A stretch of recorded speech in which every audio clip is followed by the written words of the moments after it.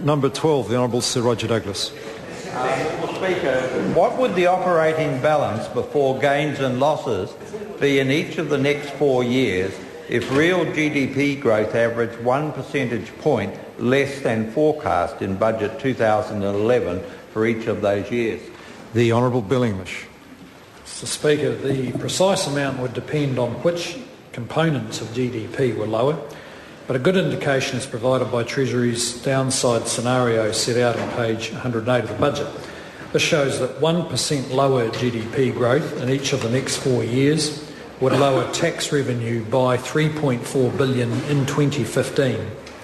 There would probably be additional costs through higher income entitlements. These figures are roughly symmetric, that is, a 1% higher growth rate would have about the same benefit. The Honourable Sir Roger Douglas. Mr. Speaker, given that Treasury's growth forecasts have been on average 1.8 percentage points higher than reality over each of the last 6 years, what confidence can New Zealanders have in the government's growth estimate for 2013 and 2014 when the government's main estimates for growth are the same as their downside estimates? The Honourable Bill English.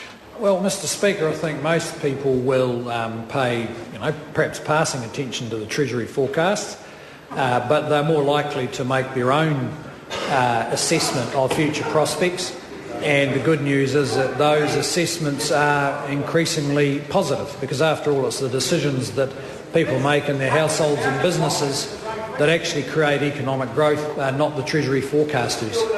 The Honourable Sir Roger Douglas. Mr. Speaker, could the Minister explain to the House how he intends to hold expenditure on primary school education constant despite significant increases in roll numbers over the next 3 years, when in the previous 4 years roll numbers were static, but he deemed it necessary to increase expenditure by over $500 million or 20%?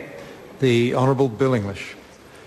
Well, Mr. Speaker, that is a matter that would need to be clarified by looking through different bits of the budget.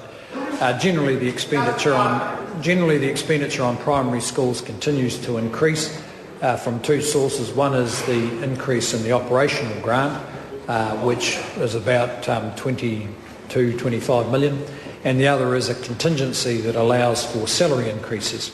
But the government is focused on the same issues as the member. One of the reasons we want to bring in national standards is because we need to be sure that, given that we've almost doubled expenditure on primary schools in the last 10 years, we actually need to be getting better results for twice as much money, not just the same results for twice as much money. The Honourable Sir Roger Douglas. Mr. Speaker, I'd like to repeat my question a slightly different way.